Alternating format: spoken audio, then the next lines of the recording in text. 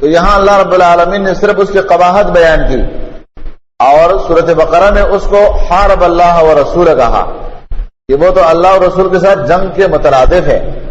ویسے نزول کے اعتبار سے تو سورۃ بقرہ پہلے ہے اور سورۃ آل عمران بعد میں ہے، کیونکہ یہ تو تیسرے سال، ہجرت کے تیسرے سال اس کا نزول ہوا ہے، کیونکہ جنگ احد تیسرے سال ہوئی ہے، اور بقرہ جو ہے وہ مدینے میں ہجرت کے بعد فوراً اس کا نزول شروع ہوا ہے، لیکن وہ آیات جو اس میں بقرہ میں ہیں اس کا نزول بعد میں ہوا ہے، اس آیات کا نزول اس سے پہلے ہوا ہے۔ فرمایا وَأَطِیعُوا اللَّهَ وَالرَّسُولَ لَعَلَّکُمْ تُرْحَمُونَ، اللہ اور اس کے رسول کی اطاعت کرو تاکہ تم رحم کیے جاؤ۔ یہ دلیل ہے کہ اللہ کے رحمت کے لیے عقیدہ توحید اور اتباع رسول شرط ہے۔ اللہ اور رسول کی اطاعت جب تک نہیں ہے تو اللہ کی رحمت نہیں ہے۔ وَسَارِعُوا إِلَىٰ مَغْفِرَةٍ مِّن رَّبِّكُمْ، اور جلدی کرو اپنے رب کے بخشش کی طرف، وَجَنَّةٍ، اور ان جنتوں کے طرف، عَرْضُهَا السَّمَاوَاتُ وَالْأَرْضُ، جس کے چوڑان آسمانوں زمینوں سے زیادہ ہے،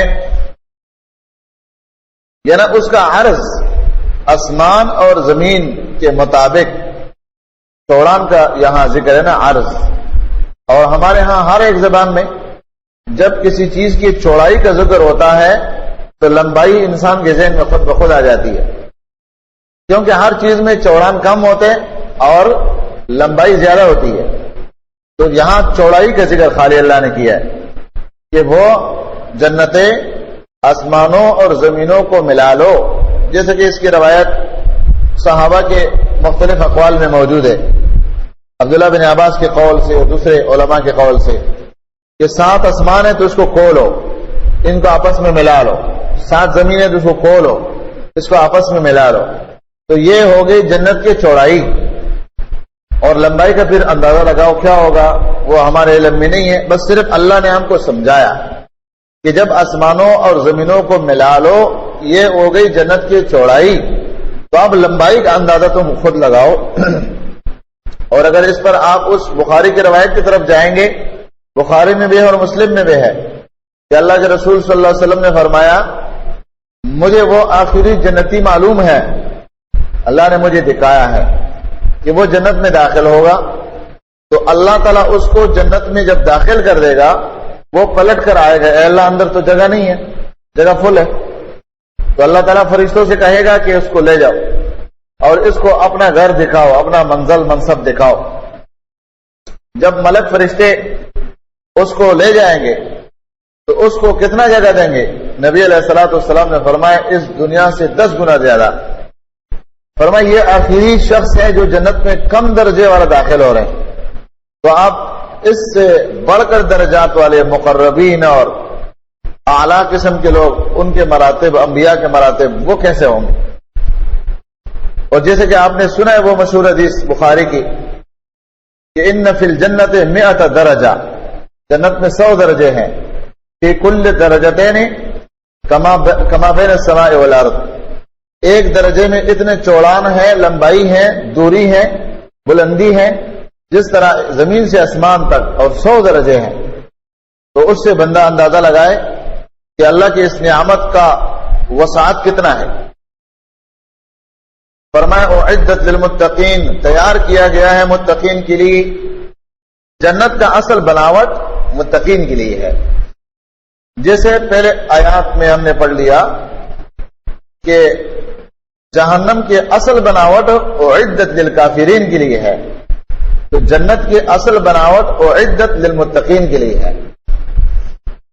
الذین، وہ لوگ ينفقون، جو خرچ کرتے ہیں، فی السراء والضراء، تنگ دستی میں، یا یوں کہوں فی السراء، خوشی میں، والضراء، اور سختی میں۔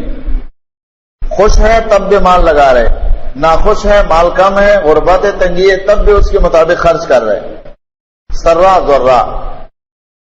والکاظمین الغیظ، اور پی جانے والے غصے کو، والعافین عن الناس، معاف کرنے والے ہیں لوگوں کو، واللہ یحب المحسنین، اللہ پسند کرتے احسان کرنے والوں کو۔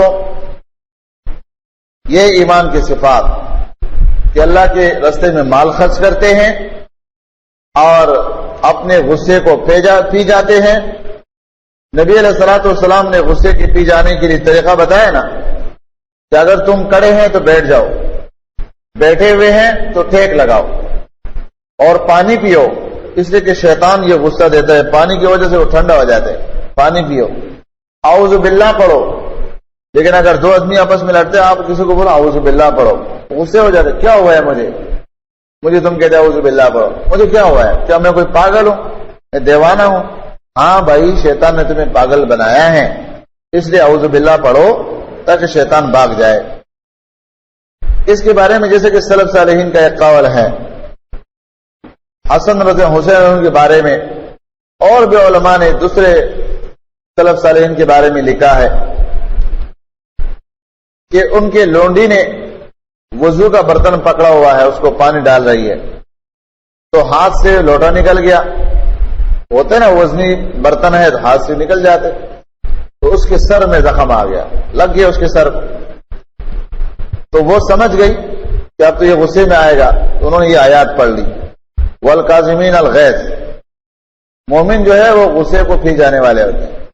اس نے کہا ٹھیک ہے, میں نے عمل کر لیا ہے, بس میں نے غصہ لے لیا.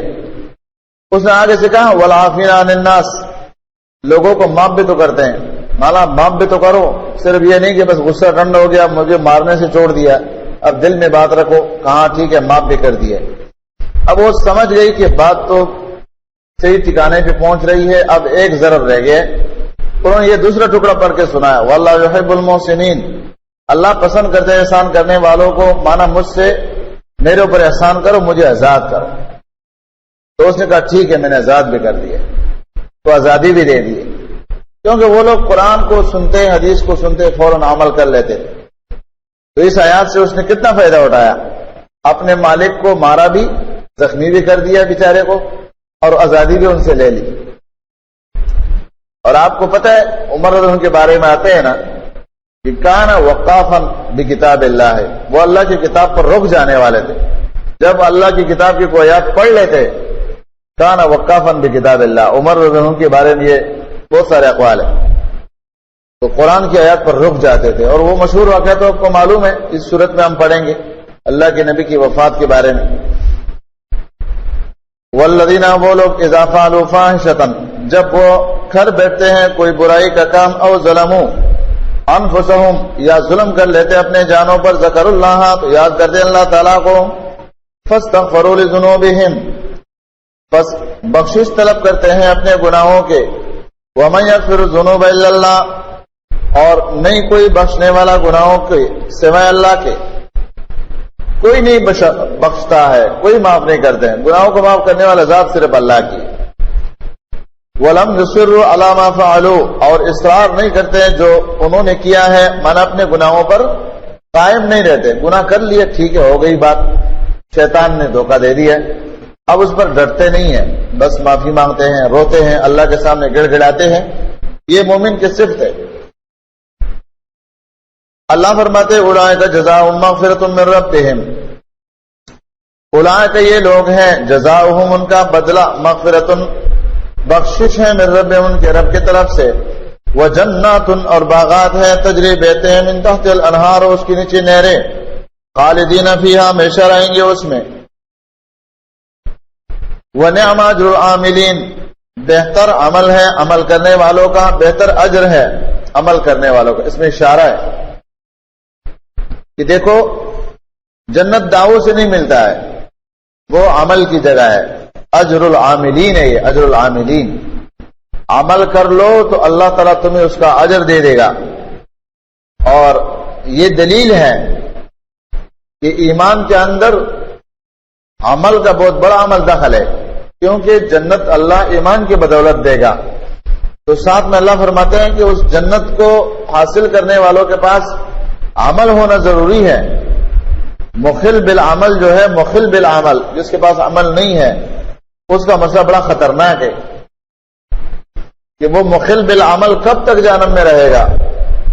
اب اس کے لیے فیصلہ کیا ہوگا, وہ اللہ کے ذات پر وہ چھوڑ دے یا اس کو جہنم میں رکھ لے, کب رکھ لے, کتنا عرصے تک رکھ لے, یہ بہت طویل یعنی مسئلہ ہو سکتا ہے اس کے لیے.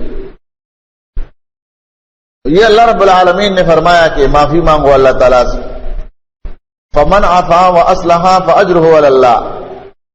اللہ فرماتے جو معافی مانگ لیتا ہے تو درگزر کر لیتا ہے، والکاظمین الغیظ، اس پر عمل کرتا ہے نا، کسی غلطی کرنے والے کی غلطی کو معاف کر دیا تو اللہ تعالیٰ اس کو اجر دیتا ہے. وَأَصْلَحَ فَأَجْرُهُ عَلَى اللَّهِ، اصلاح کیا تو اس کا اجر اللہ پر ہے. پھر اللہ رب العالمین نے محسنین کے بارے میں فرمایا کہ اللہ ان سے محبت کرتا ہے. احسان، یہ احسان جو ہے یہ معمولی چیز نہیں ہے. اللہ تعالیٰ اگر محسنین سے محبت کرتا ہے، اللہ تعالیٰ کا محبت کوئی آسان چیز نہیں ہے کہ انسان کو اچانک مل جائے. اس کے لیے بہت ساری چیزوں کی ضرورت ہے، مجموعے کی ضرورت ہے. اس میں انسان اپنے ضد، عناد، بغض، اور جس طرح قوم پرستی کی باتیں ہوتی ہیں، انا کی باتیں ہوتی ہیں، میں اوپر ہوں، جب تک ان چیزوں کو وہ اپنے دل سے نہیں نکالے گا تو احسان کے صفات اس میں پیدا نہیں ہوتے. اور جب تک احسان کے صفات اس میں پیدا نہیں ہوتے تو اللہ محبت نہیں کرتے. تو اس لیے عفا، درگزر، یہ اپنے آپ کو محسن ثابت کرنے کے لیے یہ بہت ضروری ہے کہ انسان کے اندر درگزر ہو، عفا کرنا ہو. کسی نے غلطی کی ہے، معاف کر دیا ہے، چھوڑ دیا ہے، اس پر مستقل قائم نہ رہے کہ بس یہ تو میں نے بول دیا. جس طرح ہوتے ہیں نا لوگ اپنے بہادری کے طور پر بیان کرتے ہیں کہ میرا تو طبیعت ہی ایسا ہے کہ جب میں نے ایک دفعہ بول دیا کہ میں نے یہ کام نہیں کرنا، یہ میرا دشمن ہے، موت تک میرا کام ہو گیا، میں اس کے ساتھ پھر بات ہی نہیں کرتا ہوں. لوگ بطور تعریف یہ باتیں کرتے ہیں، حالانکہ یہ تعریف نہیں ہے، یہ قباحت ہے. یہ بری عادتوں میں سے بہت برا عادت ہے مسلمان ہو اور اس کے اندر طبیعت کے اندر اتنی سختی کہ بس میں نے ایک دفعہ بول دیا تو بول دیا. نہیں، غلطی ہے بھائی، ٹھیک ہے میری غلطی ہے، میں نے اپنی غلطی مان لی.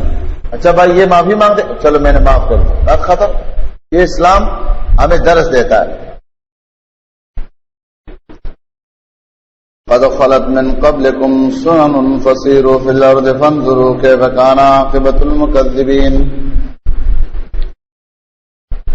قد خلت، یقیناً گزر چکے ہیں، من قبلکم، تم سے پہلے، سنن، کئی واقعات، فسیروا، پس تم پھرو، فی الارض، زمین میں، فانظروا، پس دیکھ لو، کیف کان عاقبۃ المکذبین، کس طرح ہوا انجام جھٹلانے والوں کا. اس میں اللہ رب العالمین نے متقی لوگ، جنتی لوگوں کو بشارت، اور بشارت کے ساتھ ساتھ دنیاوی خوف دنیاوی ذکر کیا ہے. زمین میں اسلامی تاریخ جس کے واقعات قرآن کے ذریعے سے، حدیث کے ذریعے سے، تاریخ کے ذریعے سے محفوظ ہے. دیکھ لو کہ جن لوگوں نے اللہ کے دین کو جھٹلایا ان کا انجام کیا ہوا، اور جو لوگ دیندار تھے، صالحین تھے، متقی، پرہیزگار تھے، ان کو اللہ نے کس طرح بچایا اور غلبہ دیا. سنن، سنت کی جمع ہے، مانا طریقے، پچھلے لوگوں کے طریقے دیکھ لو. خلو، جس طرح خلو کے الفاظ استعمال ہوا ہے، گزر گئے. یہاں پر فرمایا خلت من قبلکم، جو گزر چکے تم سے پہلے. خلا کا معنی گزر جانے میں آتے ہیں، لیکن جو لوگ اس کے معنی موت کے لیتے ہیں، موت کے، مطلق موت کے نہیں ہے، کیونکہ نبی علیہ السلام کے لیے آئے ہیں، تم سے پہلے انبیاء گزر گئے ہیں. خلو من قبلک، تو بعض لوگوں نے اس کے معنی موت کے لیے کہ عیسیٰ علیہ السلام فوت ہو گئے، لیکن مطلق موت کے معنی میں یہ استعمال نہیں ہوا ہے. گزر جانا اور بات ہے، مرنے کے بعد گزر جانا، مر گیا گزر گیا، یہ اور بات ہے، دونوں میں فرق ہے. فرمایا کہ مکذبین کے انجام دیکھ لو. ھذا بیان للناس، یہ بیان ہے لوگوں کے لیے، وہدن اور ہدایت ہے، وموعظۃ اور نصیحت ہے، للمتقین متقیوں کے لیے یہ قرآن. ھذا بیان، یہ واضح ہے نا، وضاحت. یہ قرآن وضاحت ہے للناس لوگوں کے لیے. شروع میں ہم نے پڑھا ہے ھدی للمتقین، پھر بقرہ میں ہم نے پڑھ لیا ھدی للناس. عام لوگوں کے لیے قرآن صریح دلائل لے کر آئے ہیں. اور پھر فرمایا وہ ھدن اور ہدایت ہے. یہ قرآن اس آیات میں 3 صفات کے ساتھ بیان ہے، ھدن ہے، موعظہ ہے. وموعظۃ للمتقین، وہاں پر فرمایا للمتقین، ھدن للمتقین، اس لیے کہ قرآن سے جو لوگ فائدے اٹھاتے ہیں انہی کے لیے فائدہ ہے. ورنہ بیان تو یہ سارے لوگوں کو، للناس سب کو دیتے ہیں کہ آؤ ہدایت لے لو، لیکن متقین ہدایت لے لیتے، عام لوگ نہیں لیتے. وَلَا تَهِنُوا وَلَا تَحْزَنُوا وَأَنْتُمُ الْأَعْلَوْنَ إِن كُنتُم مُؤْمِنِينَ، اور نہ تم ہمت کو ہارو، وَلَا تَحْزَنُوا، نہ غم کھاؤ، وَأَنْتُمُ الْأَعْلَوْنَ، یقیناً تم غالب رہو گے، إِن كُنتُم مُؤْمِنِينَ، اگر ہو تم مومن.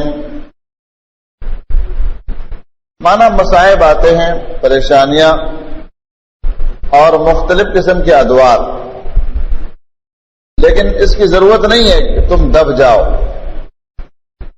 حق سے روگردانی کر لو، دین کو چھوڑ دو، نفاق منافقین کی طرح دو رخی اختیار کرو. نہیں، ایمان کا عظیم نعمت تم اپناؤ اور غلبہ دینا ہماری ذمہ داری ہے.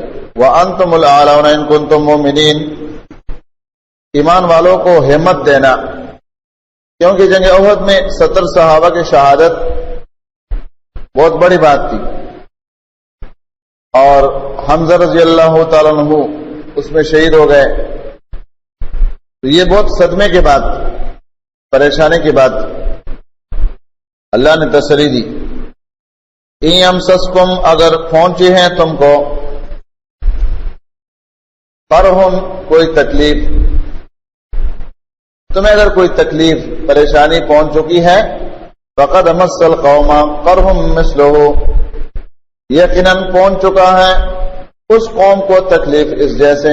وتلک الایام نداولها، اسی طرح بدلتے ہیں ہم دنوں کو، بین الناس، لوگوں کے درمیان، باری باری اس کو ہم بدل دیتے ہیں، کبھی غلبہ اور کبھی شہادت.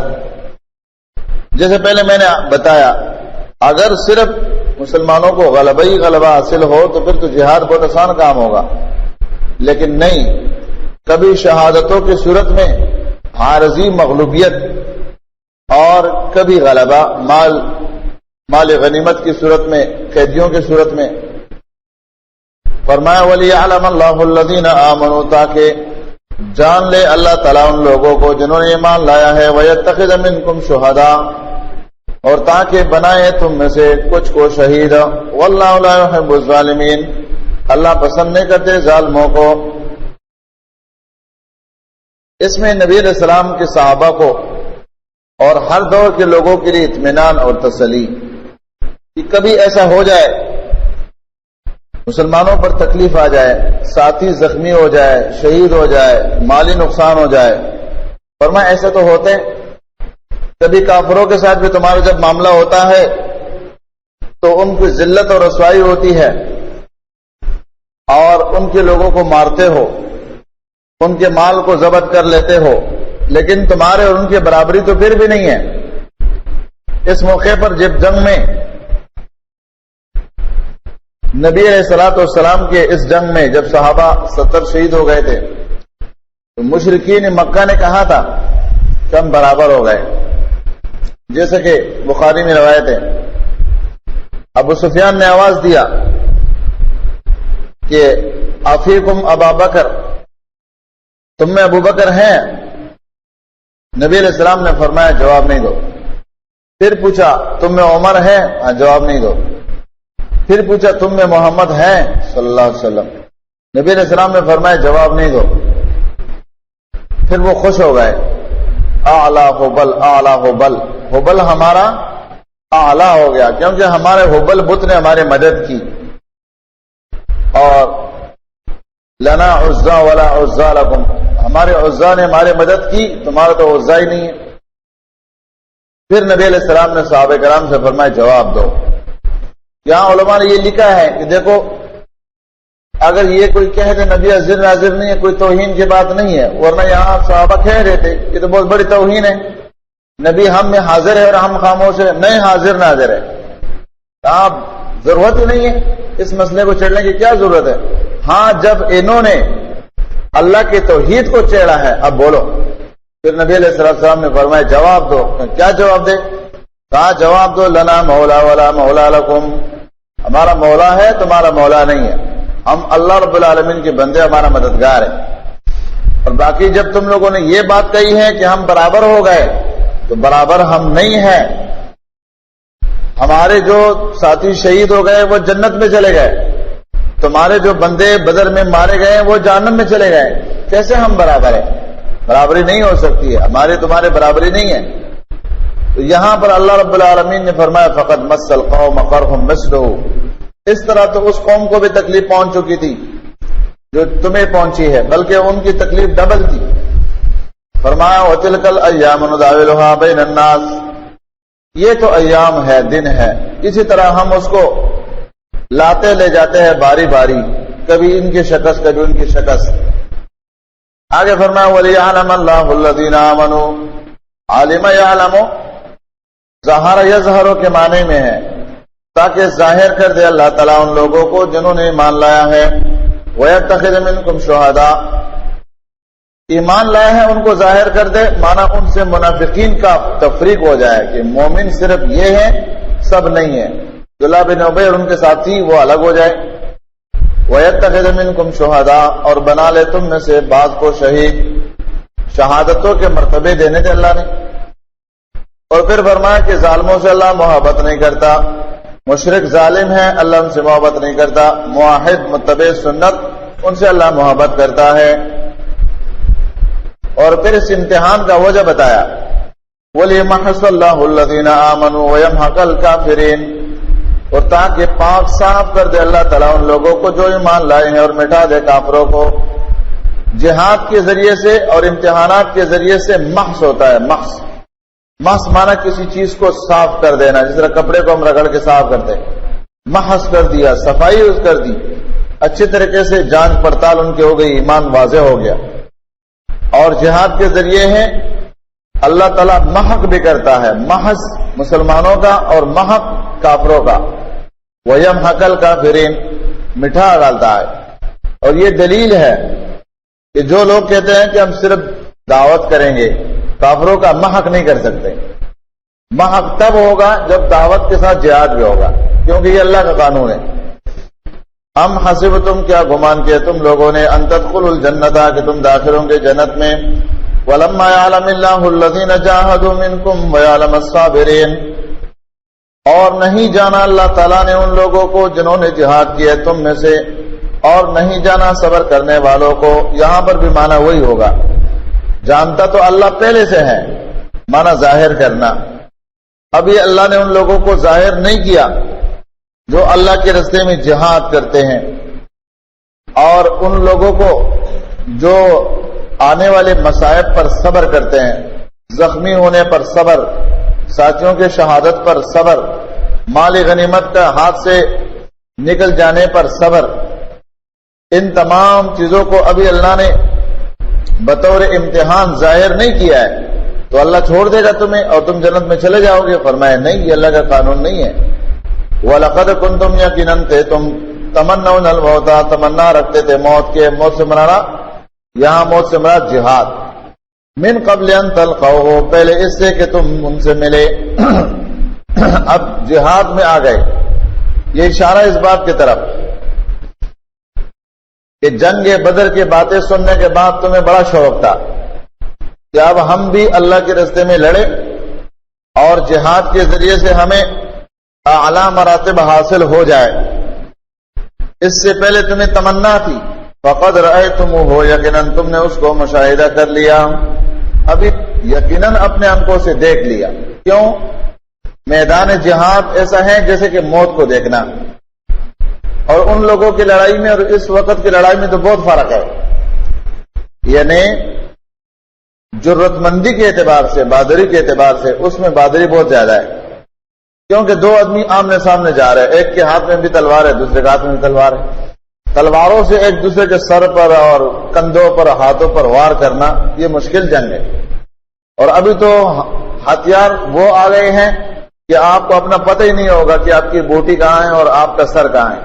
دور سے کہیں گولا آ کے گر جائے گا یا بم کے ذریعے سے، یا نشانہ بھی لگائیں گے تو گولی اتنی جلدی نکل جاتی ہے کہ انسان کو محسوس بھی نہیں ہوتا کہ ڈر کہاں سے آ جائے. کیونکہ قریب سے ایک دوسرے کو مارنا یہ بہت مشکل کام ہوتا ہے. تو ابھی کی اور اس وقت کی جنگ میں موت کے اعتبار سے تو دونوں خوف کی چیزیں ہیں، لیکن میدان کے اعتبار سے وہ جنگ بہت مشکل تھا. اس لیے اللہ رب العالمین نے فرمایا کہ یہ جنگ ایسا ہے جیسے کہ تم موت کے مشاہدے میں آئے ہو. پہلے فرمایا تم تمنا کر رہے تھے شہادت، اب ایسا ہے کہ جیسے کہ تم موت کو اپنے آنکھوں سے دیکھتے ہو، تو اس میدان میں آ گئے ہو. فرمایا وانتم تنظرون، تم دیکھ رہے ہو، تم اس موت کو گویا اپنے آنکھوں سے دیکھ رہے ہو، میدان جنگ میں آ اترے ہو. تو اس کی جو تم تمنا کر رہے تھے نا، تو اب تم اس میں پریشان کیوں ہوتے ہو؟ تم اس کا مقابلہ کرو. اور سورۃ النساء میں فرمایا ان تکونوا تعلمون فانهم يعلمون كما تعلمون وترجون من الله ما لا يرجون. نبی علیہ السلام اور صحابہ سے خطاب ہے. سورۃ النساء آیات نمبر 104 میں آئے گا کہ تم نے ان کو تکلیفیں دی ہے، پریشان کیا ہے. اگر تمہیں تکلیفیں ملی ہیں تو ان کو بھی تو ملی ہے، لیکن دونوں کی تکلیفوں میں فرق کیا ہے؟ وَتَرْجُونَ مِنَ اللَّهِ مَا لَا يَرْجُونَ، تم اللہ سے وہ امید رکھتے ہو جو امید ان کو نہیں ہے. کیونکہ وہ اگر لڑتے ہیں تو ان کو تو دنیا کے نفع ہے. مثلا جیسے امریکی اور برطانوی اور دوسری دنیا کے یہ فوجیں آئی ہے تو افغانستان میں جنت کمانے تو نہیں آئے ہیں، ان کی تو نوکری ہے، تنخواہ کمانے آئے ہیں. لیکن اگر وہاں کوئی لوگ لڑتے ہیں اللہ کی رضا کے لیے تو ان کی جو تمنا ہے اور امید ہے وہ ایک یہودی کی امید نہیں ہے، وہ تو کہتے ہیں شہادت یا فتح. تو اب شہادت کا نظریہ تو یہودی عیسائی کا تو نہیں ہے. تو اللہ رب العالمین نے فرمایا کہ وَتَرْجُونَ مِنَ اللَّهِ مَا لَا يَرْجُونَ، تم اللہ سے وہ امید رکھتے ہو جو امید ان یہود اور نصارہ اور کفار کو، مشرکین کو نہیں ہے.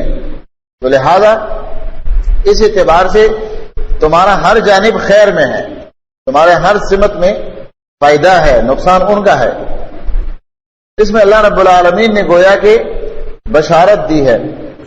پھر یہاں پر اس مسئلے کا ذکر، اس جنگ میں جب نبی صلی اللہ علیہ وسلم زخمی ہو گئے اور مشرکین نے یا شیطان نے ایک آواز، ایک پیغام لوگوں میں پھیلایا کہ مات محمد صلی اللہ علیہ وسلم، اللہ کے نبی فوت ہو گئے، تو صحابہ کرام کے حوصلے پست ہونے لگے. اس کا اللہ رب العالمین نے یہاں ذکر کیا ہے. اور اس جنگ میں جو بنیادی مسئلہ تھا وہ جیسے کہ آپ نے سنا ہے علماء سے کہ نبی صلی اللہ علیہ وسلم نے عبداللہ بن جبیر رضی اللہ تعالیٰ عنہ کی قیادت میں ساتھیوں کا دستہ پہاڑ پر بٹھایا تھا، احد پہاڑ پر، اور کہا تھا کہ یہ 50 ساتھی اس پہاڑ سے اتریں گے نہیں، ہم جنگ کو جیت لیں یا شکست خوردہ ہو جائے، لیکن تم لوگوں نے اس مورچے کو چھوڑنا نہیں ہے. لیکن جیسے ہی جنگ شروع ہوئی اور نبی علیہ السلام کے صحابہ غالب ہو گئے، مکے کے مشرکین جن کی قیادت خالد بن ولید اور ابو سفیان دونوں کر رہے تھے، اس وقت وہ دونوں مشرک تھے، انہوں نے میدان کو چھوڑا، بھاگنے لگے. صحابہ نے لونڈیوں کو پکڑنا، عورتوں کو، گھوڑوں کو پکڑنا، مال کو جمع کرنا شروع کیا. پہاڑ پر بیٹھے ہوئے صحابہ نے دیکھا کہ جنگ تو ہم جیت گئے، ابھی چلو ہم بھی تو جا کے مال غنیمت جمع کرے. عبداللہ بن جبیر رضی اللہ عنہ نے ان کو منع کیا کہ دیکھو اللہ کے رسول نے ہم کو روکا ہے، اس پہاڑی کو نہیں چھوڑنا ہے، یہ مورچہ ہمارے ذمہ ہے، نہیں اترنا ہے. 12 ساتھیوں کے ماں سوا باقی سب اتر گئے. خالد بن ولید کو پتہ چلا کہ انہوں نے مورچہ خالی کر دیا ہے، پہاڑی والا مورچہ خالی ہے. انہوں نے پہاڑ کے پیچھے سے حملہ کیا اور حملہ کرتے ہوئے ان 12 ساتھیوں کو جو عبداللہ بن جبیر کی معیت میں تھے ان کو شہید کر دیا. اور پھر اتر آئے میدان میں. میدان کا جنگی نقشہ ہی بدل گیا، صحابہ کرام تیتر بیتر ہو گئے. اس کا ذکر آگے اللہ تعالیٰ نے آیتوں میں فرماتا ہے کہ یہ جو سلسلہ ہے یہ اللہ رب العالمین نے تمہارے اوپر امتحان لایا ہے. یہاں پر فرمایا وما محمد، نہیں ہے محمد صلی اللہ علیہ وسلم الا رسول، مگر وہ رسول ہے، قد خلت، یقیناً گزر چکے ہیں، من قبلہ الرسل، اس سے پہلے رسول. افئن ماتا، کیا وہ اگر مر جائے، او قتلا، یا قتل کر دیا جائے. ایک ہے طبعی موت، بیماری کی وجہ سے یا عمر پورا ہونے کی وجہ سے انسان پر طبعی موت آ جاتی. دوسرا ہے شہادت، قتلا. تو اس نبی کو دونوں میں سے کوئی بھی موت اگر آ جائے، انقلبتم علی اعقابکم، کیا تم پھر جاؤ گے اپنی ایڑیوں پر. اور اس آیت میں دلیل ہے کہ اس نبی پر 2 موتوں میں سے ایک آئے گا، یا شہید کیا جائے گا یا آپ نے طبعی موت پر مرے گا. تو جو لوگ کہتے ہیں اللہ کے نبی پردہ پر ماں گئے، پردہ کیا ہوتا ہے؟ پردہ مردہ نہیں ہے، فوت ہو گئے. قرآن نے آداب کے الفاظ استعمال کیے، انک میت و انہم میتون. جو لوگ کہتے ہیں کہ اللہ کے نبی کے بارے میں یہ نہیں بولنا کہ مر گئے، یہ تو بے ادبی ہے. ہم کہتے ہیں تمہارے یہ جملے بڑے خطرناک ہیں، کیونکہ تمہارے ان جملوں کا اثر کس پر پڑے گا؟ تم نے نعوذ باللہ اللہ کو بے ادب کہا. اللہ فرماتے انک میت و انہم میتون. پھر تم نے صحابہ کو بے ادب کہا. عائشہ فرماتی ہے مات رسول اللہ صلی اللہ علیہ وسلم بین حاقنتی و ذاقنتی، اللہ کے نبی میرے جگر پر سر رکھے ہوئے فوت ہو گئے. فاطمہ فرماتی ہے کہ میرے نبی کے میرے ابو کی موت کی خبر یا جبریل، من جبریل ننعاہ، جبریل کو کون میرے ابو کی موت کی خبر دے. نہ جس کو کہتے ہیں موت کا اعلان، کہ جبریل کو بتا دے کہ میرے نبی میرا ابو فوت ہو گیا، اب تمہارے آنے کی ضرورت ختم ہو گئی. اپنے غم کے لفظوں میں وہ کہتی. صحابہ کرام فرماتے ہیں کہ اللہ کے رسول فوت ہو گئے. یہاں پر اللہ فرماتے ہیں کہ وما محمد الا رسول قد خلت من قبلہ الرسل افئن مات او قتل انقلبتم علی اعقابکم. اگر وہ مر جائے یا وہ قتل کر دیا جائے تو تم پھر جاؤ گے اپنے ایڑیوں پر. ومن ينقلب على عقبیہ، اور جو بھی پھرے گا اپنے ایڑیوں پر، فلن يضر اللہ شیئا، نہیں وہ نقصان پہنچا سکے گا اللہ کو کچھ بھی. وَسَيَجْزِي اللَّهُ الشَّاكِرِينَ، ان قریب بدلا دے گا اللہ تعالیٰ شکر کرنے والوں کو. جیسے کہ نبی علیہ الصلوۃ والسلام کے اس واقعہ کے بارے میں، جب اللہ کے نبی فوت ہو گئے تو چونکہ غم انتہائی زیادہ تھا. ایسا غم جس کے بارے میں انس نے فرمایا، بخاری کی روایت ہے کہ زندگی میں ہم نے 2 دن دیکھے ہیں جو بھولنے کے نہیں ہیں، اور وہ دونوں مدینے میں. ایک دن وہ جس میں اللہ کے نبی تشریف لائے مکے سے، کیا بچے، کیا عورتیں، کیا مرد، سب ایسے خوش تھے کہ خوشی کے نغمے اپنے اشعار میں گا رہے تھے. لیکن ایک وہ دن مدینے پر آیا کہ اللہ کے رسول فوت ہو گئے. تو فوت ہونے کی وجہ سے مدینے پر وہ غم کا دن تھا کہ جس طرح ہم کہتے ہیں نا رات چھا گئی، اندھیرا آیا، اس طرح لوگ نڈال ہو گئے. عمر فاروق نے فرمایا جس نے کہا اللہ کے نبی فوت ہو گئے میں اس کو قتل کروں گا، نہیں فوت ہوئے. علی کے بارے میں ہے کہ وہ جا کے گھر میں چھپ گئے، اتنا غمزدہ کہ گھر میں پڑا ہوا ہے، باہر نہیں آ رہے. عثمان کے بارے میں ہے کہ اس کی زبان بند ہو گئی کہ وہ بات ہی نہیں کرتے، کوئی ان سے پوچھتے تو ایسا پریشان حال، بول ہی نہیں رہے آگے سے. یہ صحابہ کرام کا کیفیت بن گیا، انتہائی غم تھا. لوگ اس طرح مدینے کی گلیوں میں جس طرح پاگل گھومتے ہیں، جس طرح دیوانے ہوتے ہیں کہ ہوگا تو کیا ہوگا، اللہ کے نبی گئے فوت ہو گئے، اب ہمارا کیا بنے گا. ہماری طرف سے دشمنوں کے طرف سے انگلیاں اٹھانا بھی تو ہے. ہمارے کوئی مسائل پیش آتے تھے فوراً اللہ کے نبی ہمیں وحی کی خبر اللہ کی طرف سے جبریل لے کر آتے. اب کیا بنے گا. ابو بکر صدیق رضی اللہ تعالیٰ عنہ اپنے مدینے سے باہر جو اس کا زمین ہے اس میں دیہات میں تھے، اس کو اطلاع دی گئی کہ اللہ کے نبی فوت ہو گئے. وہاں سے وہ تشریف لائے. پہلے گئے نبی علیہ السلام کے کمرے میں، اس کے چہرے سے چادر ہٹایا اور اس کو بوسہ دیا. اس کے بعد وہاں سے نکل آئے، مسجد نبوی میں آئے، کیونکہ اللہ کے نبی کا مکان مسجد کے ساتھ منسلک تھا. عائشہ کے کمرے، اللہ کے نبی کی فوتگی وہی ہوئی تھی. تو عمر سے کہا عمر بیٹھ جاؤ، اللہ کے نبی فوت ہو گئے ہیں، تلوار رکھ لو. وہ کھڑا رہا. جب ابو بکر نے دیکھا کہ یہ سمجھ نہیں رہے، بات اس کی سمجھ میں نہیں آ رہی، چھوڑ دیا اس کو. اور یہ طریقہ ہوتا ہے کہ بعض اوقات کسی انسان کے جذبات ہیں تو اس کو ٹھنڈا ہونے دو، ایک دم اس کے اوپر وار نہیں کرو. ابو بکر سیدھا گئے، منبر پہ بیٹھ گئے اور خطبہ دینا شروع کیا.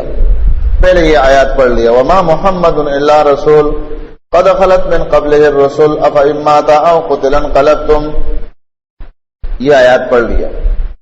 دوسرا آیات پیش کیا، انک میت وانہم میتون، یہ بھی پڑھ لیا. اور پھر کہنے لگے من کان یعبد محمدا فإن محمدا قد مات. اے لوگو، جو کوئی محمد کی وجہ سے عبادت کر رہا تھا تو وہ جان لے کہ محمد فوت ہو گئے صلی اللہ علیہ وسلم. ومن کان یعبد اللہ فإن اللہ حی ولا یموت. اور جو اللہ کے لیے بندگی کر رہا تھا تو وہ زندہ ہے، اس کو موت نہیں آئے گی. عمر فرماتے ہیں کہ اللہ تعالیٰ نے اس کو ایسا سمجھ دیا تھا کہ قرآن کے وہ مقامات پڑھتے گئے جہاں اللہ کے نبی کی طرف موت کے اشارات تھے، اور لین سے انہوں نے آیتیں پڑھ کر سنائی. پھر کہتے ہیں کہ عمر رضی اللہ عنہ نے اپنے تلوار کو میان میں رکھا اور کہتے ہیں میرے ٹانگوں میں اب یہ ہمت نہیں رہا کہ میں کھڑا رہ سکوں، کیونکہ حقیقت مجھ پر کھل گیا. کہتے ہیں یہ آیتیں تو قرآن میں پہلے بھی میں پڑھتا رہا، لیکن اللہ کے رسول کے غم نے ان آیتوں کو میرے ذہن سے نکال دیا تھا. تو یہ آیتیں پڑھی اور یہاں یہ مسئلہ سمجھ لو کہ کسی صحابی نے اٹھ کر نہیں کہا کہ ابو بکر آپ یہ کیا کہہ رہے کہ اللہ کے نبی فوت ہو گئے، وہ تو پردہ فرما گئے، وہ تو ابھی قبر میں جائے گا پھر زندہ ہو جائے گا، وہ تو قبر میں زندہ ہے، سنے گا بھی، دیکھے گا بھی، ہمارے حال سے بھی واقف ہوگا. ہم جو عید میلاد النبی کے مجلس بنائیں گے ہمارے مجلس میں بھی آئے گا. کسی صحابی نے نہیں کہا. اور اس کو کیا کہتے ہیں علماء کی اصطلاح میں؟ علماء کی اصطلاح میں اس کو کہتے ہیں اجماعی امت. ساری امت نے اللہ کے نبی کی وفات پر اجماع کیا کہ اللہ کے رسول فوت ہو گئے ہیں. یہ کسی نے نہیں کہا کہ عارضی پناہ حاصل کر لیا اور قبر میں جا کے پھر زندہ ہو جائے گا. نہیں، فوت ہو گئے، بات ختم. یہ اجماعی عقیدہ ہے، اتفاقی عقیدہ ہے صحابہ کا اللہ کے نبی کی وفات کے بارے میں. فرمایا وما کان لنفس، اور نہیں ہے کسی نفس کے لیے، ان تموتا، یہ کہ وہ مر جائے، الا باذن اللہ، مگر اللہ کے حکم سے. کسی نفس کو اپنے آپ خود مارنا، خود قتل ہونا، یہ کسی میں اختیار نہیں ہے. اس میں اللہ تعالیٰ کی تقدیر کا حکم ہے. جو ٹائم اس نے اللہ نے لکھا ہے اسی پر مرے گا. وہ کتاب مؤجلہ، لکھا ہوا ہے ٹائم مقرر. اللہ نے جس کے لیے جو ٹائم مقرر کیا ہے اسی ٹائم پر اس نے فوت ہونا ہے. اس میں کسی کو، نبی کو بھی اختیار نہیں ہے. ہاں یہ بات اپنی جگہ ہے کہ جب اللہ تعالیٰ نبی کو فوت کرتا ہے اس کے پاس جبریل کو بھیج دیتے تھے کہ اللہ رب العالمین نے تجھے اختیار دیا ہے، اب زندگی مزید چاہتے ہو یا میرے پاس آنا ہے. جیسے کہ بخاری کی روایت میں ہے کہ نبی علیہ السلام نے فرمایا کہ اللہ تعالیٰ نے اپنے بندے کو اختیار دیا کہ آپ دنیا والوں کے ساتھ رہتے ہیں یا میرے پاس. یہ قول سننے کے بعد صحابہ نے کہا، جب ہم نے یہ بات سن لی، عائشہ فرماتی ہے ہم نے کہا یہ ہمارے پاس اب نہیں رہیں گے. جب اللہ نے اپنے نبی کو اختیار دے دیا کہ تمہیں اختیار ہے دنیا میں رہتے ہو یا پلٹ کر میرے پاس آتے ہو، تو یہ ہم کو پسند نہیں کریں گے، اللہ کے پاس جانا ہی پسند کریں گے. تو اختیار اللہ دیتے نبیوں کو، لیکن عام لوگوں کو نہیں ہے، ولی ہو، بزرگ ہو، کوئی بھی ہو. وَمَنْ يُرِدْ ثَوَابَ الدُّنْيَا نُؤْتِهِ مِنْهَا، جو ارادہ رکھتا ہے دنیا کے بدلے ثواب کا ہم اس کو دیتے ہیں اس میں سے. وَمَن يُرِدْ ثَوَابَ الْآخِرَةِ اور جو ارادہ رکھتے ہیں آخرت کے ثواب کا نُؤْتِهِ مِنْهَا ہم دیتے ہیں اس کو اس میں سے وَسَنَجْزِي الشَّاكِرِينَ ان قریب ہم بدلہ دیں گے شکر گزاروں کو. پہلے آیات میں بھی اللہ رب العالمین نے یہی بات بتائی کہ کیا علی اعقابکم تم دین کو چھوڑ دو گے؟ جو دین کو چھوڑے گا نقصان تو اسی کا ہوگا. اللہ کو تو ضرر نہیں دے سکتے. اللہ تو شاکرین کو جو دین پر چلنے والے ہیں اجر دے گا. تو اس آیات میں بھی یہ بات بتائی کہ جو آخرت کا ارادہ رکھتے ہیں اللہ اس کو آخرت دے گا، جو دنیا کا ارادہ رکھتے ہیں اللہ اس کو دنیا دے گا. لیکن اجر اور فضیلت ان لوگوں کے لیے ہیں جو آخرت کا ارادہ رکھتے ہیں، اللہ تعالیٰ ان کو اجر دے گا. یہ عنوان اللہ رب العالمین نے اس انداز میں سورۃ بنی اسرائیل آیات نمبر 21 میں بھی ذکر کیا ہے کہ کوئی دنیا چاہتے کوئی آخرت. کُلًّا نُمِدُّ هَٰؤُلَاءِ وَهَٰؤُلَاءِ مِنْ عَطَاءِ رَبِّكَ وَمَا كَانَ عَطَاءُ رَبِّكَ نہیں ہے تیرے رب کا عطا جو وہ دیتا ہے محظورا. اللہ تعالیٰ یہ بھی دیتا ہے دنیا اور یہ بھی دیتے آخرت، اور کسی کو دونوں بھی دیتے. یہ اللہ کا تقسیم ہے. فرمایا انظر کیف ضربوا لك انظر کیف بدلنا بعضهم على بعض والآخرة اکبر درجات واکبر تفضیلا. دیکھ لو تو صحیح، ہم نے لوگوں کو دنیا میں بھی دی آخرت میں بھی دی ہے. جو لوگ دنیا چاہتے ہیں ان کو دنیا دیتے ہیں، آخرت چاہتے ہیں آخرت دیتے ہیں. لیکن ساتھ میں کیا فرمایا؟ وَلَلْآخِرَةُ أَكْبَرُ دَرَجَاتٍ وَأَكْبَرُ تَفْضِيلًا. آخرت درجات میں بہت اعلیٰ ہے، بہت فضیلت والا ہے. اس کا تعاقب، اس کا جو ہے نا طالب بن جاؤ، وہ مانگو اللہ سے. وَكَأَيٍّ مِّن نَبِيٍّ کتنے نبیوں میں سے قاتل معه لڑ رہے تھے ان کے ساتھ مل کر ربیون اللہ والے کثیر بہت سارے فما وهنوا بس انہوں نے سستی نہیں دکھائی لما اصابہم جو پہنچا ان کو فی سبیل اللہ اللہ کے راستے میں وما ضعفوا اور نہ وہ کمزور ہوئے وما استکانوا اور نہ وہ دبے. واللہ یحب الصابرین اللہ پسند کرتے ہیں صبر کرنے والوں کو. اللہ رب العالمین نے صحابہ کرام کو اطمینان دی، تسلی دی کہ دیکھو یہ میرے اس نبی کا مسئلہ نہیں ہے.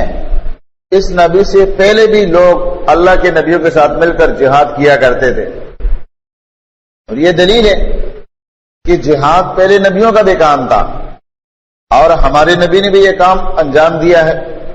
فرمایا کتنے ایسے لوگ تھے کثیر بہت سارے تھے نبیوں کے ساتھ مل کر لڑنے والے ان کی معیت میں. جب ان کو مشکلات آئے تو مشکلات نے ان کو اپنے حق دین سے نہیں ہٹایا. لما اصابہم وہن میں مبتلا نہیں ہوئے، بزدلی میں، اور سستی انہوں نے نہیں دکھائی، اور استقامت یعنی صلح کے لیے تیار ہو جانا کہ چلو جی خواہ مخواہ دشمن کے ساتھ صلح کرنا. ابھی تو یہ مسئلہ ہی ختم ہو گیا نا کہ کوئی مسلمان کسی کے اوپر یلغار کرے، یہ تو جرم ہے. عالمی قانون میں یہ ہے کہ کوئی حکومت دوسرے حکومت کے اوپر یلغار نہیں کر سکتے. لڑائی بھی کر لے بھلے ہو جائے اختلاف، یہود ڈالیں گے نا، لیکن کہتے لڑائی کے بعد پھر اپنے اپنے جگہ پر پہنچی جائے گی، ایک دوسرے کی ٹکڑے کو قبضہ نہیں کر سکتے. جو خطوط یہود نصارہ نے کینچ کر دی ہے ان خطوط سے آگے پیچھے کوئی نہیں جائے گا. یہ دنیا کے اندر جس کو انہوں نے قانون بنایا ہے کہ اس قانون کا تجاوز کوئی نہیں کرے گا. ہاں جب وہ چاہتے ہیں تو پھر کر لیتے، کیونکہ وہ اس وقت پوری دنیا کے لیڈر ہے. تو اللہ رب العالمین فرماتے ہیں کہ انہوں نے صلح بھی نہیں کی، کمزوری بھی نہیں دکھائی اور سستی بھی نہیں دکھائی. واللہ یحب الصابرین اللہ پسند کرتے ہیں صبر کرنے والوں کو. جو مصائب پر آنے والے امتحانات پر صبر کرتے ایسے لوگوں کو اللہ بہت پسند کرتے. وما کان قولهم نہیں تھی ان کی بات الا ان قالوا مگر یہ کہ انہوں نے کہا ربنا اے ہمارے رب اغفر لنا معاف کر دے ہمیں ذنوبنا ہمارے گناہ و اسرافنا اور ہمارے زیادتی فی امرنا ہمارے کام میں وثبت اقدامنا مضبوط کر دے ہمارے قدموں کو وانصرنا للقوم الکافرین امداد کر دے ہماری کافر قوم پر. یہ ان کے درس کو اللہ نے صحابہ کے سامنے رکھا. سابقہ لوگوں کا طریقہ یہ تھا کہ اگر ان کو پریشانی آ جائے، تکلیف آ جائے، دشمن کی قوت کا غلبہ آ جائے تو انہوں نے حق سے روگردانی نہیں کی اور نہ انہوں نے اپنے طرف سے صلح کے پیغامات بھیجے، ومستقام، بلکہ صبر کے دامن کو تام کر اللہ کے دین پر چلتے رہے اور اپنے غلطیوں کے ازالے کے لیے وہ اللہ سے استقامت کی دعائیں کرتے رہے کہ اللہ جو ہمیں تکلیفیں پہنچی ہیں اس میں ہمارا قصور ہے، اس لیے وہ کہتے تھے ربنا اغفر لنا ذنوبنا، اے اللہ معاف کر دے ہمارے گناہوں کو، اسرافنا ہمارے زیادتیوں کو، فی امرنا ہمارے کام میں، امر سے مراد فی دیننا، ہمارے دین میں اگر تم نے کوئی زیادتی کی ہے تو اسی کی وجہ سے ہمیں تکلیفیں ہیں، اور ہمارے قدموں کو مضبوط رکھ لے۔ فآتاہم اللہ ثواب الدنیا، پس دیا ان کو اللہ تعالیٰ نے دنیا کا اجر، ثواب و حسن ثواب الاخرہ، اور بہترین بدلہ آخرت کا۔ پہلے ہم نے پڑھا ہے نا مومن اللہ سے کیا چاہتے ہیں، ربنا آتنا فی الدنیا حسنۃ وفی الآخرۃ حسنۃ وقنا عذاب النار، کہ دنیا بھی دے دے آخرت بھی دے دے، تو اللہ نے ان کو دنیا بھی دیا اور آخرت بھی دیا۔ دنیا صحابہ کو اللہ نے دیا نا، بہت سارا دنیا دیا، صحابہ کو اللہ نے بہت مال دیا، اس سے زیادہ کیا ہو سکتا ہے کہ رسول اللہ صلی اللہ علیہ وسلم اعلان کرتے ہیں کہ آؤ مال لے جاؤ، مسجد نبوی سے جس کے پاس جو تیلا ہے بھر کے لے جائے۔ صحیح بخاری کی روایت میں ہے عباس رضی اللہ تعالیٰ عنہ جو رسول اللہ علیہ وسلم کے چچا ہیں، وہ آئے تیلا لے کر اور مسجد نبوی سے تیلے میں پیسے ڈال رہے، بورا اس سے بھر دیا۔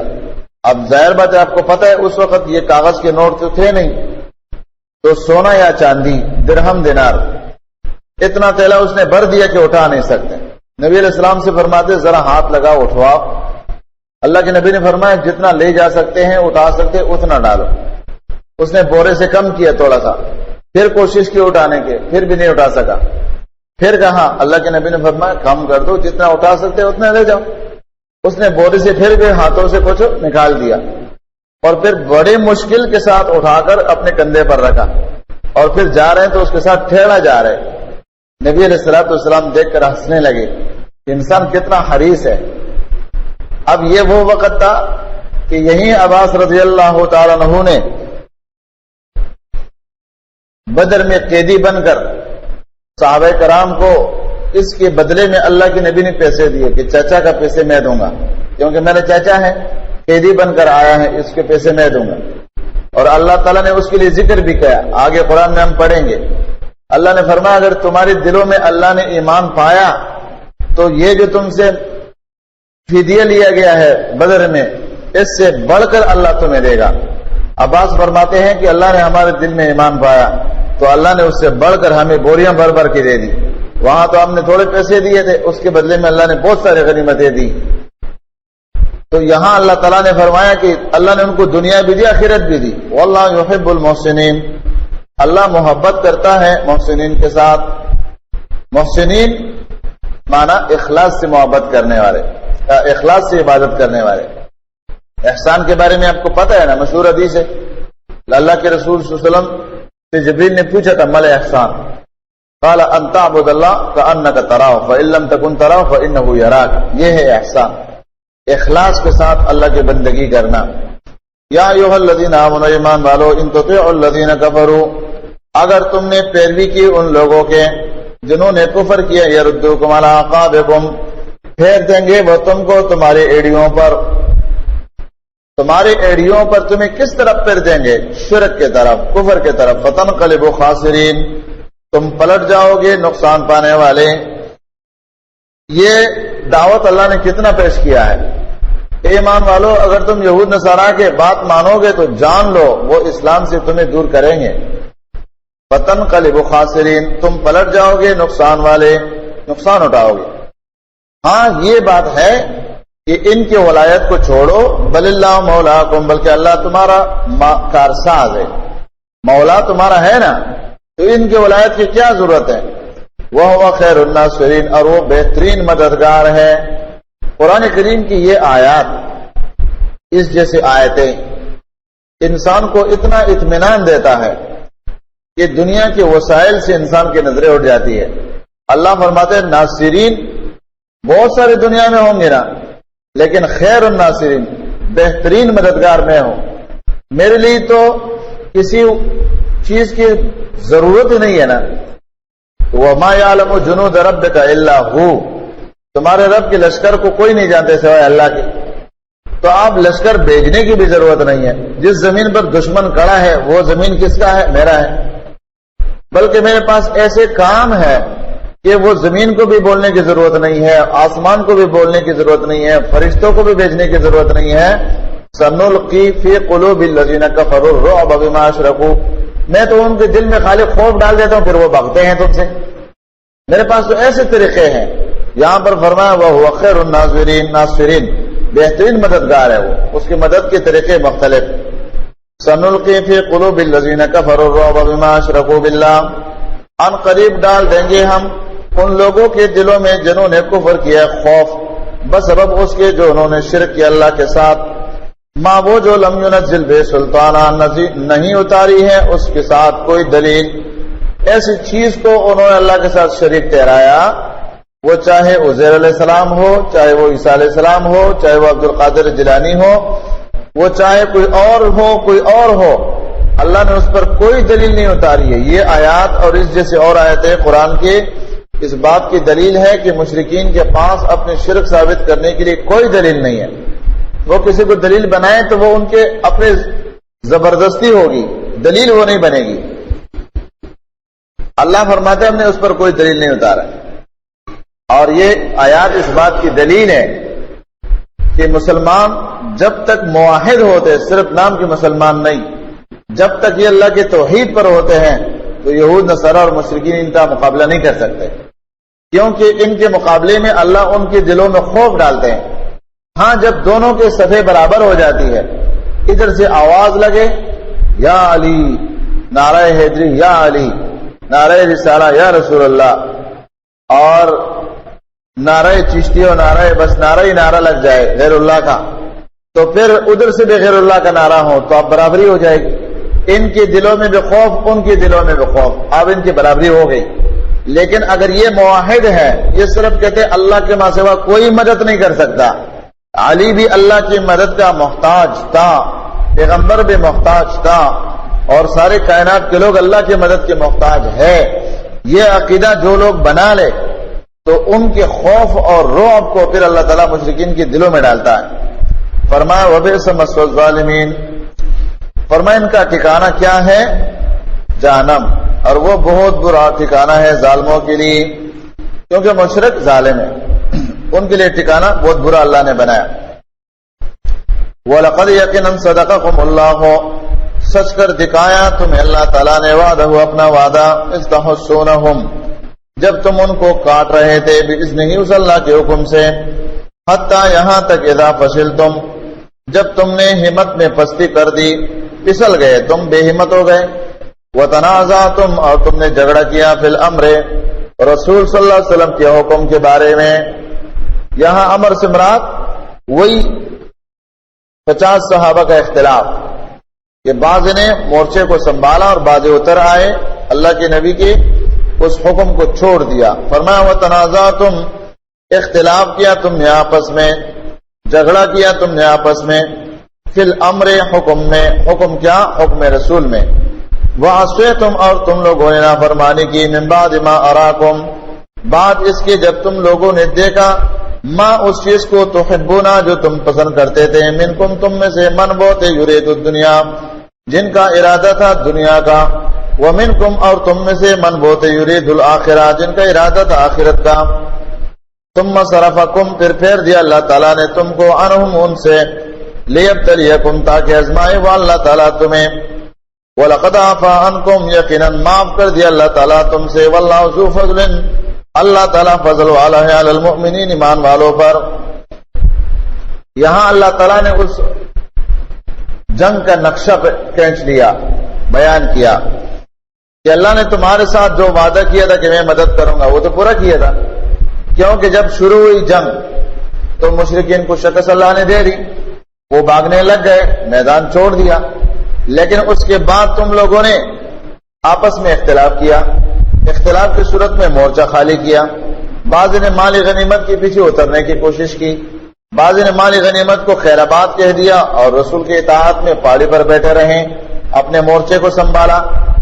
تو یہ دونوں کا ذکر درمیان میں آیا. تحبون جو پسند کرتے تھے، یرید الدنیا والے، یرید الآخرہ آخرت والے. اس کا یہ معنی نہیں ہے کہ جو دنیا پسند کرتے تھے وہ آخرت کو نہیں مانتے تھے. وہ صحابہ ہے، وہ بھی آخرت کو ماننے والے ہیں، لیکن یہاں پر انہوں نے اللہ کے رسول کے اس فرمان پر اپنے قیاس اور اپنے رائے کی وجہ سے دنیا کو لے لیا. اور یہ اس بات کی دلیل ہے کہ اللہ کے رسول کے معمولی نافرمانی سے اتنا بڑا حادثہ پیش آ سکتا ہے. کتنے نافرمانی تھی؟ ظاہر میں تو نافرمانی یہ ہے ہی نہیں ہمارے اعتبار سے، کہ جب اللہ کے نبی نے یہ جنگ کے لیے بٹھایا ہے اور جنگ کا نقشہ بدل گیا ہے، دشمن بھاگ رہے ہیں، تو ہمارے اعتبار سے جو کم ایمان والے لوگ ہیں وہ تو کہیں گے اس میں عیب کیا ہے، میدان سے دشمن بھاگتے ہیں تو ان کو اترنے دو. لیکن اللہ کے اس فرمان کے، اللہ کے رسول کے اس فرمان کے مطابق کہ مورچے کو نہیں چھوڑنا ہے ہر دونوں صورتوں میں، اس سے حکم عدولی ہو گئی کہ اس صورت میں انہوں نے چھوڑ دیا. اور یہ بھی کس وجہ سے؟ اپنے قیاس اجتہاد کی وجہ سے. یہ علماء نے لکھا ہے کہ جہاں نص کے مقابلے میں قیاسیات اور اجتہادات آ جائے تو وہاں فتنہ ہوتے نا. یہاں نص موجود تھا کہ مورچہ نہیں چھوڑنا ہے، نص کے مقابلے میں انہوں نے اجتہاد کیا، نتیجہ کیا نکلا؟ نقصان. قیامت تک لوگ اس نقصان کو پڑیں گے. اللہ نے اس کو معصیت قرار دیا، ایسے اجتہاد اور قیاس کو معصیت قرار دے دیا کہ رسول کی مخالفت ہے، نص صریح موجود ہے. فرمایا ثم صرفکم عنہم، پھر ہم نے پھیر دیا تم کو، مانا اللہ نے تم کو ان سے پھیر دیا مغلوبیت کی طرف. پہلے تم ان پر حاوی تھے، اب اللہ نے مغلوبیت کی طرف تم کو ان سے پھیر دیا. لیبتلیکم ولقد عفا عنکم، تاکہ تمہیں آزمائے، ابتلا کرے تمہارا، ساتھیوں کی شہادت اور ان نقصانات کی وجہ سے اب تمہارا امتحان شروع ہو گیا. پھر اللہ تعالیٰ نے فرمایا وَلَقَدْ عَفَا عَنْكُمْ، یقینا اللہ نے تم کو معاف کیا ہے. صحیح بخاری میں حدیث ہے نا کہ عبداللہ بن عمر کے سامنے ایک شخص نے کہا یہ بتاؤ جنگ بدر میں عثمان موجود تھے؟ اس نے کہا نہیں، موجود نہیں تھے. کہا اللہ اکبر. پھر کہا اچھا یہ بتاؤ بیعت رضوان میں عثمان موجود تھے؟ اس نے کہا نہیں. اس نے پھر کہا اللہ اکبر. اچھا تیسری بات یہ بتاؤ جنگ احد میں عثمان بھاگے تھے میدان سے؟ کہا ہاں. اس نے کہا اللہ اکبر. عبداللہ بن عمر ان دنوں میں نابینا ہو گئے تھے، تو اس نے کہا اس بندے کو کہو میرے بات سنو، تم نے 3 باتوں کا سوال پوچھا، میں نے تینوں کا جواب دیا، اب میرے بھی سنو. ان کا مطلب تو یہ تھا کہ عثمان کے درجے کو گھٹانا مقصود تھا. عبداللہ بن عمر نے کہا سنو، بدر میں اللہ کے رسول نے ان کو اپنے بیٹے کی خدمت کے لیے خود بٹھایا تھا اور کہا تھا کہ مدینے میں ایسے لوگ ہیں جو ہمارے اس بدر کے جنگ میں موجود نہیں ہیں، لیکن ان کے لیے مال غنیمت کا حصہ نکالو، وہ جہاد میں اجر میں ہمارے ساتھ شریک ہے. تو وہ اجر کے لحاظ سے بدر میں شریک تھا، بٹھایا اس کو اللہ کے نبی نے خود تھا، کیونکہ عثمان کے گھر میں اللہ کے نبی کی بیٹی تھی، اس کا داماد، اور وہ موت اور زندگی کی کشمکش کی مریض تھی، تو اللہ کے نبی نے ان کو خود گھر پر بٹھایا تھا.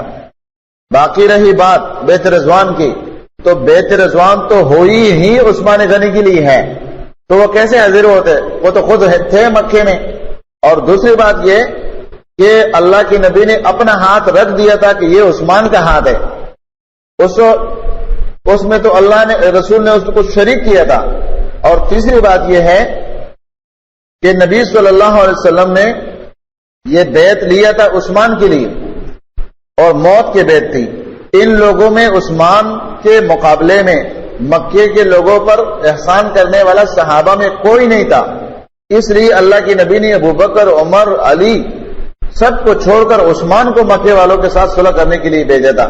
تو اللہ کے نبی کی نظر میں تو سب سے معزز تھا، تب اس کو بھیجا تھا کہ مکے کے لوگوں پر تیرے احسانات بہت ہے، لہٰذا آپ جاؤ تاکہ آپ کے ساتھ صلح کے بعد اچھی طریقے سے وہ کر سکے، مان جائے. تیسری بات یہ کہ تم نے پوچھا ہے بدر احد کے حوالے سے، تو احد میں اللہ نے فرمایا وَلَقَدْ عَفَا عَنْكُمْ. اچھا اللہ نے معاف کیا، تمہیں معاف کرنے کے لیے گنجائش نہیں ہے. اللہ فرماتے ہیں میں نے ان کو معاف کر دیا ہے، تو پھر تمہیں سوال کرنے کی کیا ضرورت ہے؟ کیا جو اللہ معاف کر دے اس پر تمہارے سوال کرنے کا حق ہے؟